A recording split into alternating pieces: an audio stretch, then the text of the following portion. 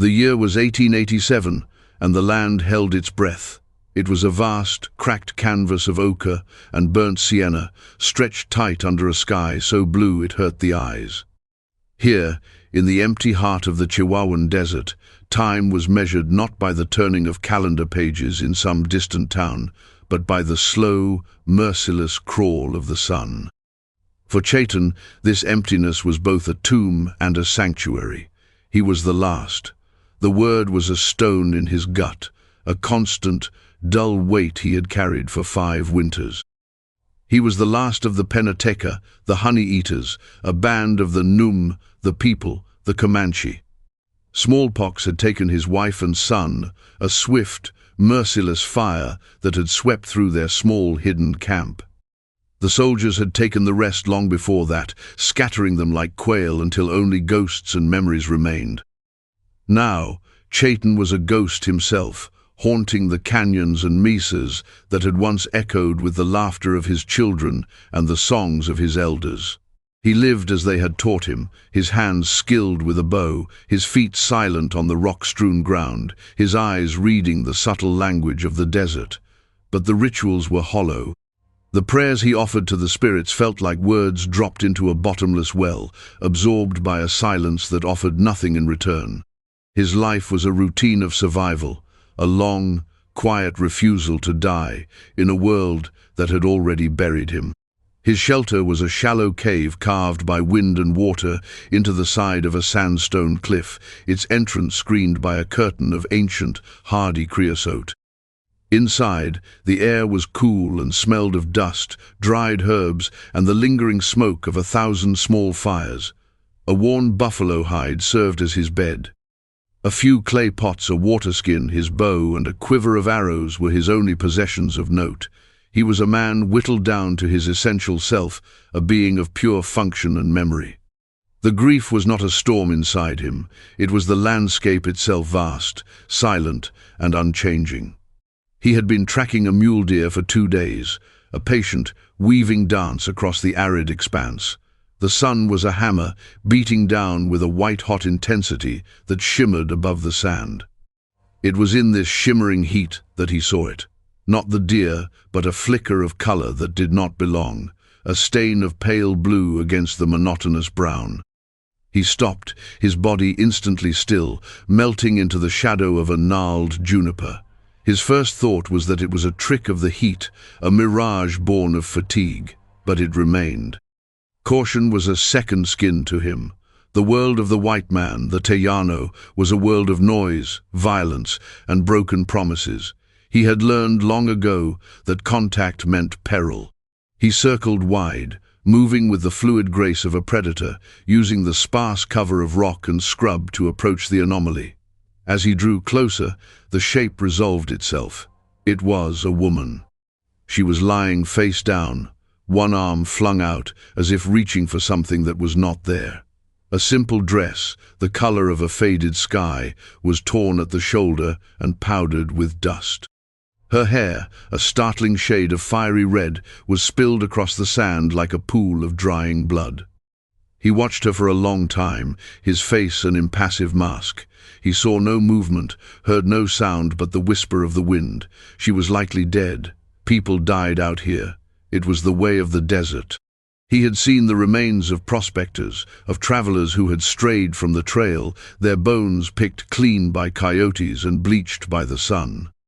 It was her kind that had brought the sickness, her kind that had driven the buffalo to near extinction, her kind that had signed treaties with one hand and held a rifle with the other. A cold, hard knot formed in his chest. He should leave her. Let the desert claim her as it had claimed so much else. It was justice, of a sort. He turned to go, to resume his hunt, to return to the quiet solitude of his existence, but his feet would not move. He looked back at the still form. He saw the slenderness of her frame, the vulnerability in the curve of her exposed neck. He saw not a conqueror, not an enemy, but a creature as helpless against the furnace of the sky as a newborn fawn. Something stirred in the barren depths of his soul, an old instinct he thought had died with his people. It was not pity, not yet. It was a kind of recognition. He, who was utterly alone, was looking at a person who had been abandoned to the same fate. The emptiness he saw in her stillness was a reflection of his own. With a sigh that seemed to drain the last of his resistance, he walked toward her. He knelt, his movements deliberate, and gently turned her over. Her face was pale beneath a dusting of freckles, her lips cracked and blue. A dark bruise marred her temple. When his fingers touched her neck, he felt it a faint, thready pulse, as stubborn and fragile as a desert flower. She was alive. The stone in his gut shifted. He had been the last. He had been a man walking toward his own end. Now, a life, however faint, was in his hands. The desert had presented him with a choice, and in choosing to touch her, he had already made it. He lifted her into his arms. She weighed almost nothing, a bundle of dry bones and forgotten hopes. The deer could wait. He turned his back on the sun and began the long, slow walk back to his cave, carrying the strange, dying woman whose presence had just irrevocably shattered his peace. He laid her on his own buffalo hide, the coarse fur, a dark contrast to her pale skin. For the rest of that day and through the long, silent night, he worked with a detached, methodical focus. He dripped water, drop by precious drop, onto her cracked lips from a damp cloth, watching her throat convulse with a weak swallow. He found the source of the bruise on her temple, deep gash, crusted with blood and sand. He cleaned it as his mother had taught him, using a poultice of chewed yarrow leaves to stem the bleeding and ward off festering. Her breathing was a shallow, ragged whisper in the stillness of the cave. He did not sleep. He sat by the small, smokeless fire, his back against the cool stone, and watched her. In the flickering light, her face was young, younger than he had first thought. Lines of hardship were etched around her eyes and mouth, but they could not entirely erase a softness underneath. Who was she? Why was she out here, alone, dressed in little more than rags? He saw the dark, ugly bruises that circled one of her wrists, visible where the sleeve had torn away. They were the shape of a man's fingers. Someone had held her, and held her with brutal force. He had seen such marks before, on women in his own tribe taken by enemies. She had not wandered away from a wagon train. She had been cast out, or she had fled. 3 days passed in this rhythm of cautious care. He hunted, he brought back water from the hidden spring a mile down the canyon, and he tended to her. He spoke no words. He was a silent, efficient machine of survival, and she was the task at hand. On the morning of the 4th day, her eyes opened. They were the color of the moss that grew in the shaded parts of the canyon, a deep, startling green. For a moment, they were unfocused, clouded with confusion. Then they landed on him, sitting across the cave, sharpening an arrowhead. Terror seized her. It was a raw, animal thing. She scrambled backward, crab-walking until her back hit the stone wall, a choked cry escaping her lips. Her eyes were wide, taking in his dark skin, his long black hair tied back with a leather thong, the stark, high planes of his face. He saw what she saw, the savage from the stories her people told, the creature of the wilderness. He did not move. He simply lowered his hands, setting the arrowhead and flint aside, showing her they were empty. He held her gaze, his own expression unreadable. He had expected this. Fear was the language her people spoke to his. "Water," he said. His voice was rough from disuse, the English word tasting foreign on his tongue. She stared, her breathing coming in frantic gasps. He picked up a small clay cup, filled it from the skin, and pushed it slowly across the dusty floor toward her. He did not get up. He did not approach. The cup stopped a few feet from her.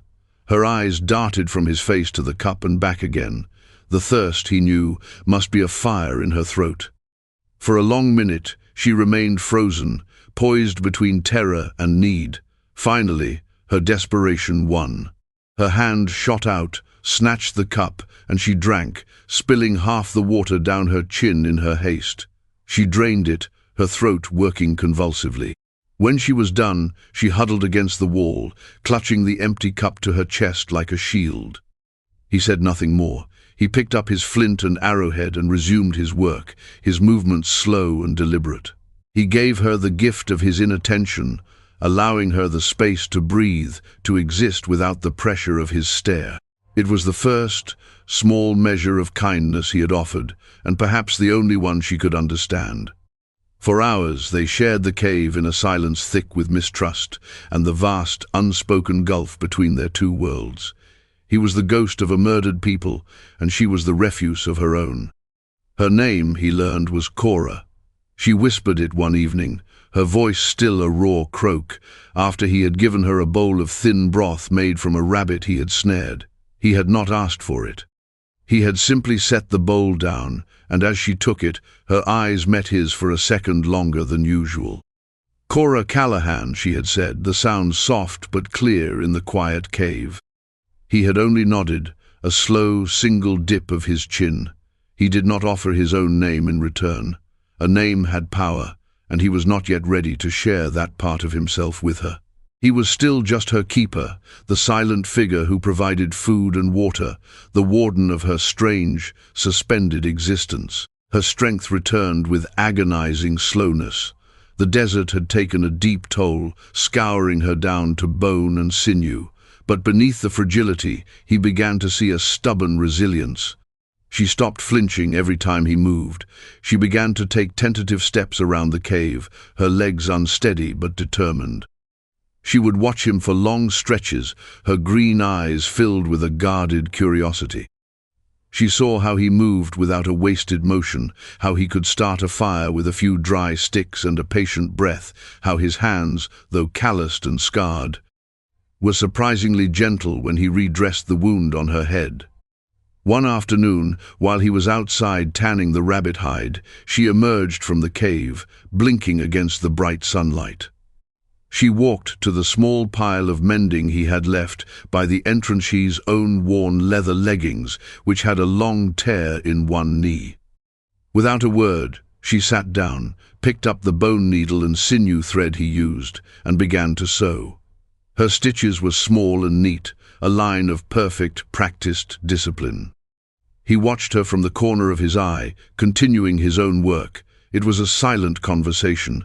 She was no longer just a patient, a burden. She was contributing, offering the one skill she had in this place that demanded so many others she lacked. It was an acknowledgement, a fragile truce.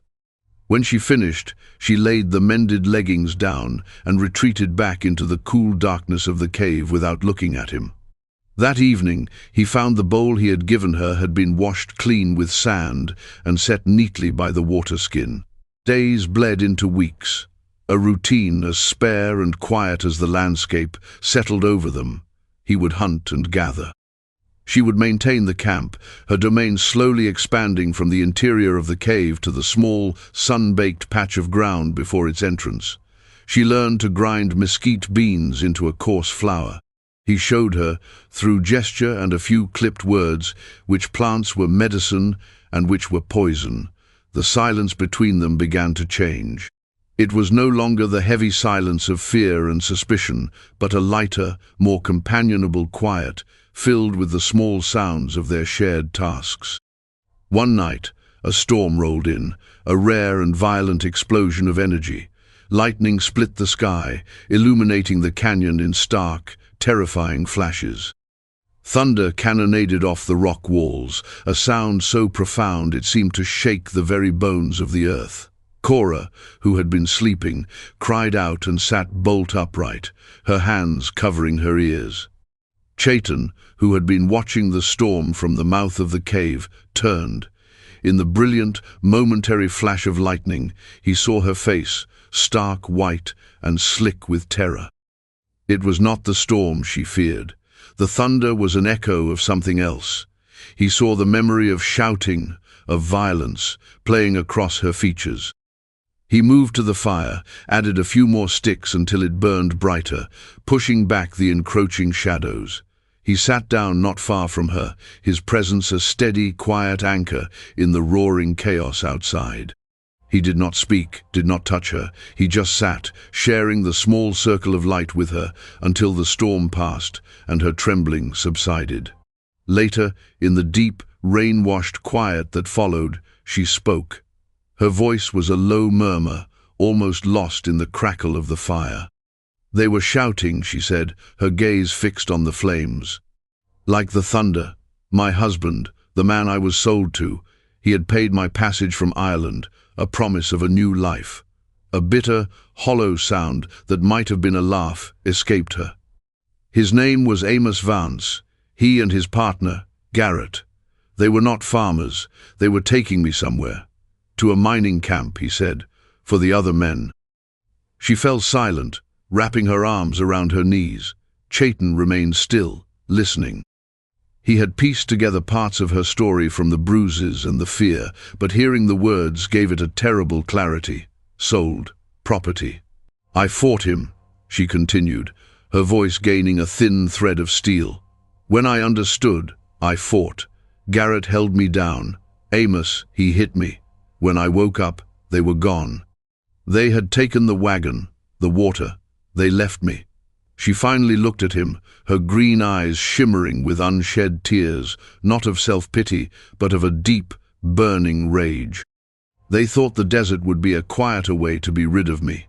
He absorbed her story, the ugly facts fitting into the spaces he had already surmised. He saw the iron in her, the will that had made her fight, the same will that had kept that flicker of life in her until he had found her. For the first time, he felt a true connection to her, a bond forged not just in shared solitude, but in shared defiance against a brutal world. He reached into the small leather pouch he wore around his neck, the one that held his most sacred objects, a smooth river stone his son had given him, a single eagle feather. He took out a small carved wooden bird, its wings outstretched. His father had made it for him when he was a boy. He held it out to her. "Chayton," he said, his own name finally crossing his lips.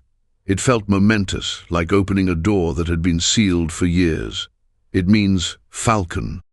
Cora looked from the small, intricately carved bird to his face. She saw the deep lines of sorrow there, the profound loneliness in his dark eyes. But she also saw strength and a quiet dignity that humbled her. She reached out and took the carving, her fingers closing around the smooth, worn wood.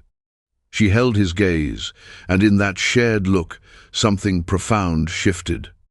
The walls between them, built of fear and prejudice and history, did not so much crumble as dissolve, washed away by a moment of shared, unguarded humanity. They were no longer just a Comanche man and an Irish woman.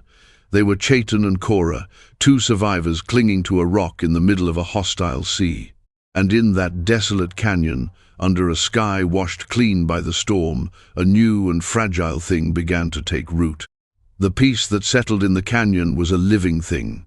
It was in the way Cora learned to anticipate his needs, having water ready when he returned from a hunt.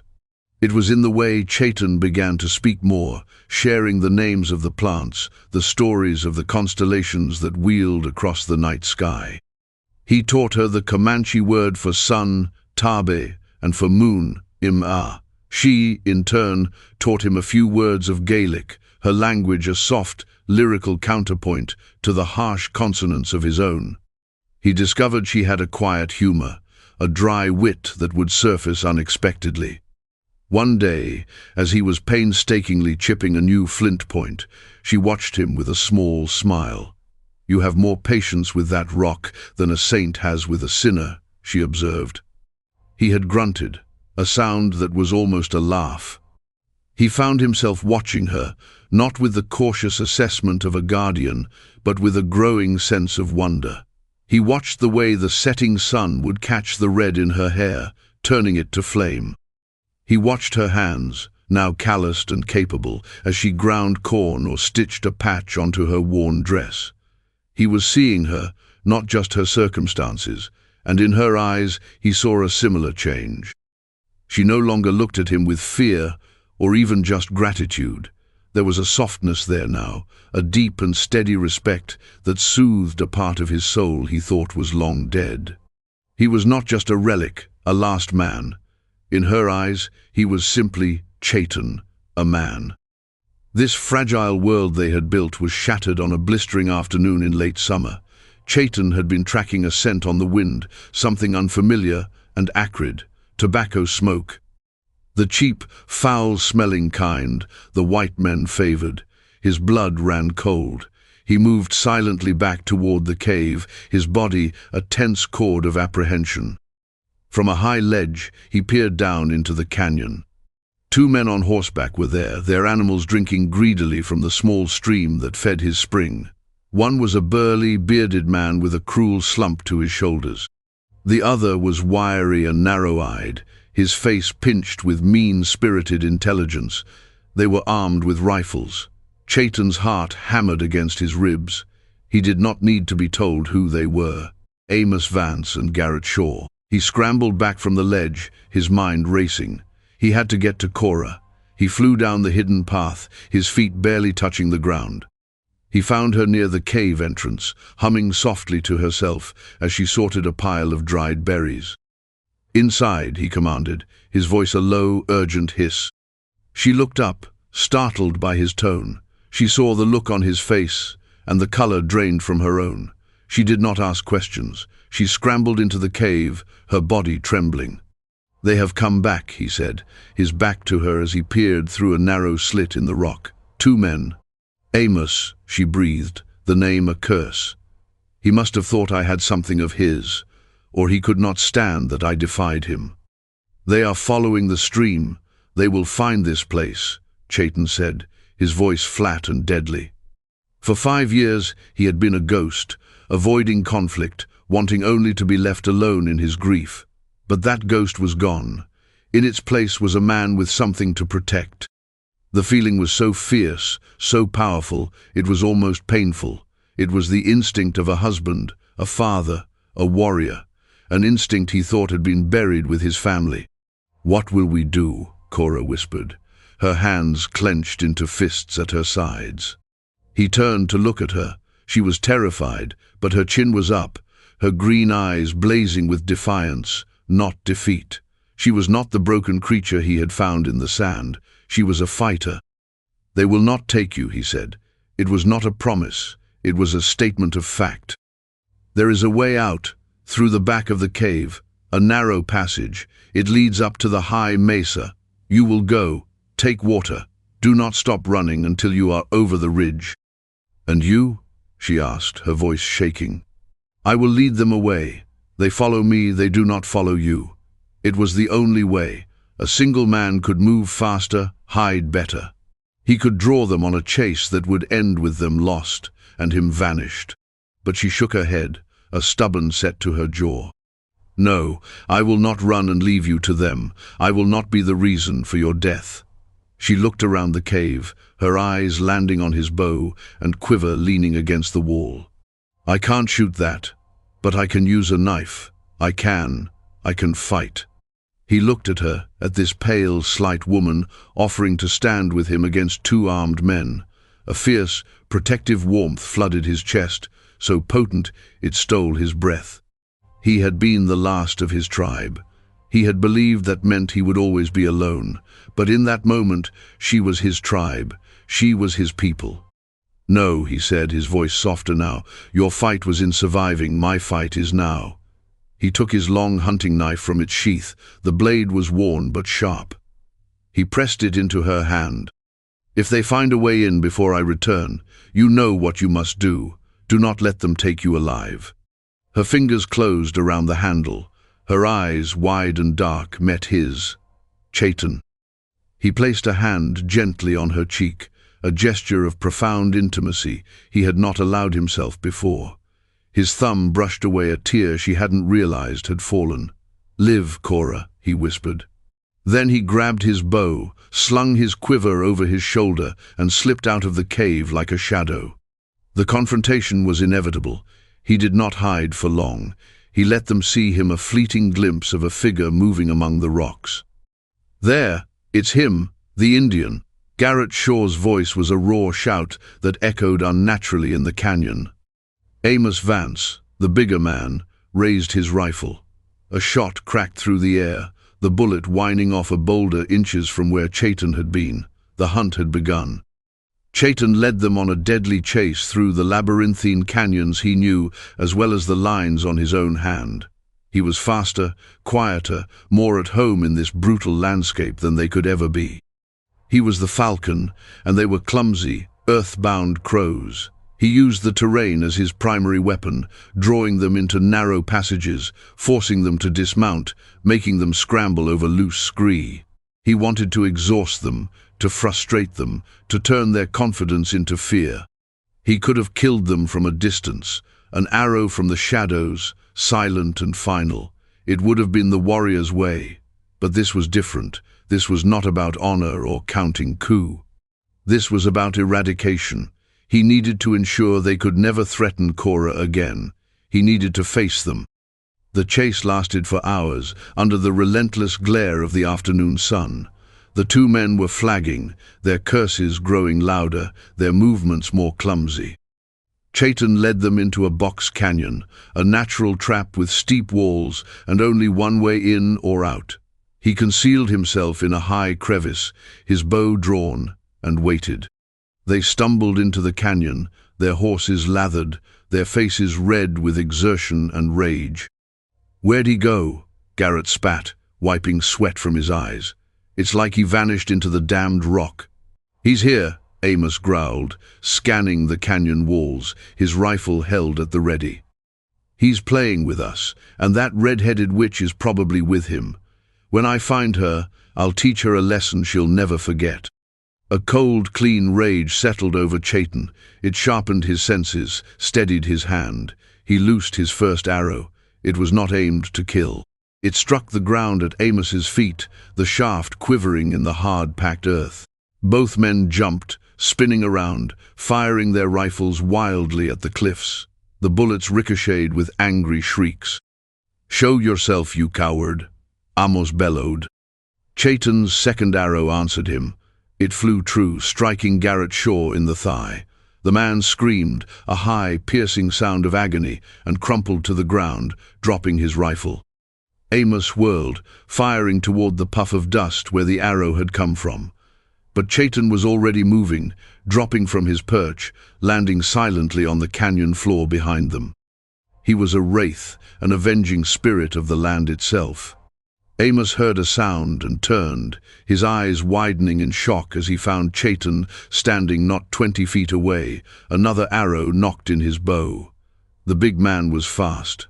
He brought his rifle up, but Chaitan was faster. His arrow hissed through the air, striking Amos square in the chest with a sickening thud.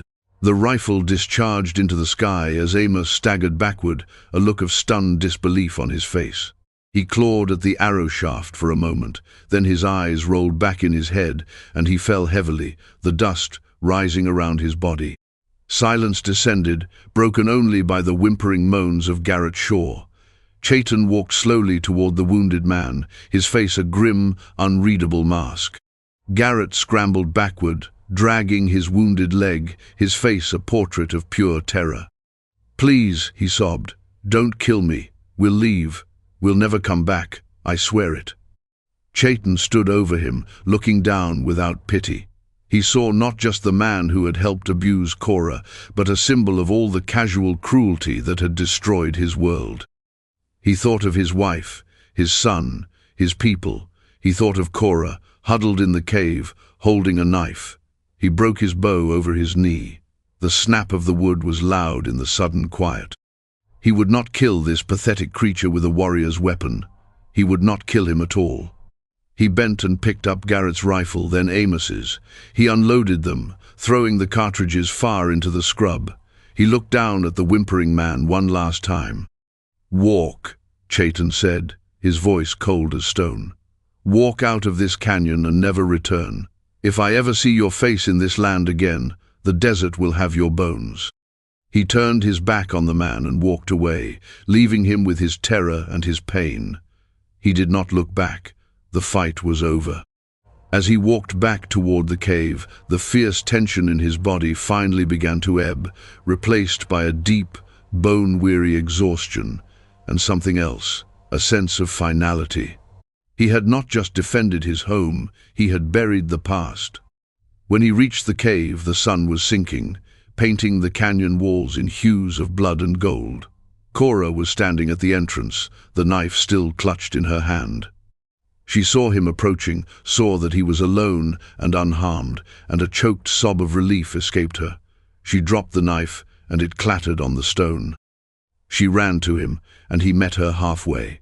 She threw her arms around him, burying her face in his chest, her body shaking with the aftermath of fear. He held her, his arms closing around her slight frame, pulling her tight against him. He rested his cheek against her fiery hair, inhaling the scent of her, the scent of life. They stood there for a long time as the sky bruised into nightfall, two solitary figures clinging to each other, a tiny island of warmth in the vast, cooling desert. The dead were gone, the past was quiet. And in the shelter of the canyon, their future was an unspoken question waiting to be answered. In the days that followed the violence, a new kind of silence descended upon the canyon. It was not the quiet of fear or the quiet of solitude, but the profound, healing quiet of aftermath. They moved around each other with a new, unspoken understanding. The barriers that had remained between them, thin as they had become, were now gone entirely, burned away in the crucible of the confrontation. Chaitan's act of protection and Cora's act of defiance had bound them in a way that mere cohabitation never could. He tended to the small cuts and bruises he had sustained in his descent down the canyon wall, and she insisted on cleaning them herself, her touch gentle but sure. He watched her, the furrow of concentration on her brow, and felt a tenderness that was so deep it was almost an ache. She was no longer a stranger he had saved, but an intrinsic part of his world, as essential as the sun and the water. One evening they sat by the fire, the stars, a brilliant, scattered dust across the black velvet of the sky. The weight of their unasked question, "What now?" hung between them. She was free, but she was a woman alone in a hard country with nowhere to go. He was the last of his people, a man anchored to this piece of land by the ghosts of his past. "They are gone," she said softly, breaking the silence. It was not a question. "They will not return," he confirmed, his gaze on the flames. She hesitated, then looked at him, her green eyes clear and direct in the firelight. "You could have left me in the desert. You could have turned me away when they came. Why did you not?" He was silent for a long time, searching for the words. The language of his heart was not one he was used to speaking. "When I saw you," he began, his voice low and measured, "I saw a person left behind. Like me, my people are gone. The world left me behind." He looked up from the fire and met her eyes. "To leave you would have been to leave myself to die also." A profound understanding passed between them. Her own Gloucestershire home in Ireland, her family, her hopes for a new life were different from his, yet the ache of being severed from one's roots was a language they both understood. "I am the last of the Penatica," he said, speaking the name of his band aloud to her for the first time. A name with no one left to carry it. The words were heavy with the grief of generations, yet saying them to her felt like a release. Cora reached out and placed her hand over his, her warmth a startling comfort. "A name is not a tribe, Chaitan. A tribe is people who stand together, who protect each other, who make a home where there was none." He looked down at their joined handshes, dark and scarred from a life of hunting and survival. Hers, pale and now calloused from work, but still slender. They were from two different worlds, two peoples who had often been at odds. Yet here, in this forgotten corner of the world, they were all that was left for each other. He realized then that he was no longer just a memory keeper, a living monument to what was lost. Cora's presence, her resilience, her unwavering spirit, had breathed life back into the hollowed-out chambers of his heart. She had made him fight, not just for survival, but for a future. The cave was no longer a tomb. With her in it, it had become a home. "I am the last of my blood," he said, his voice thick with emotion. He turned his hand over and laced his fingers through hers. "But perhaps a tribe does not need to be of one blood." A slow, radiant smile spread across Cora's face, lighting up her features and chasing away the last of the shadows in her eyes.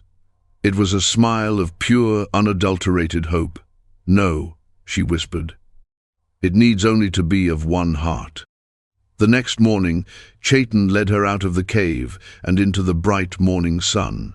He walked her to a small, sheltered bend in the canyon where the soil was richer and the sun was not so harsh. He took a sharpened stick and began to break the earth, turning over the soil, preparing it for the small handful of maize and squash seeds he had saved for years, more out of habit than hope. Cora knelt beside him without a word, her hands digging into the rich, dark earth, clearing away stones, her fingers working alongside his. The desert, which had once been a symbol of his isolation and her near death, was now offering them a new promise. It was not the grand future she had been promised across the sea, nor the past he had so desperately clung to.